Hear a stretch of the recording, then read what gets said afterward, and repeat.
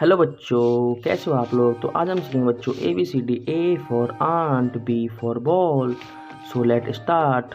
Colour name sky blue colour, pink colour, purple colour, black colour, brown colour, red colour, yellow colour, orange colour, green colour, blue colour, grey colour and parrot color.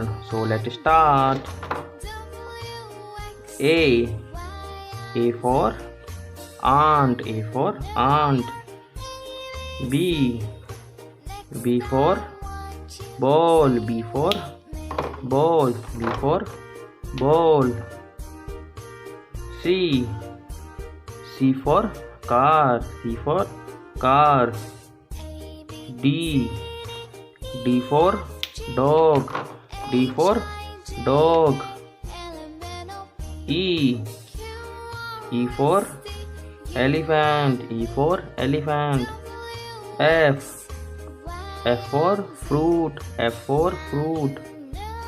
G for gun, G for gun. H for horse, H for horse. I for ice cream, I for ice cream, I for ice cream. J for joker, J for joker. K for king, K for king. L for lotus, L for lotus.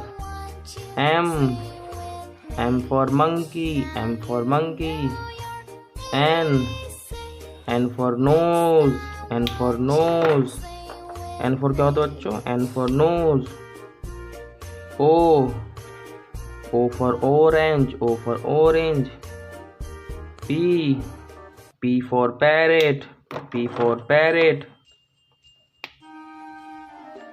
Q for queen, Q for queen.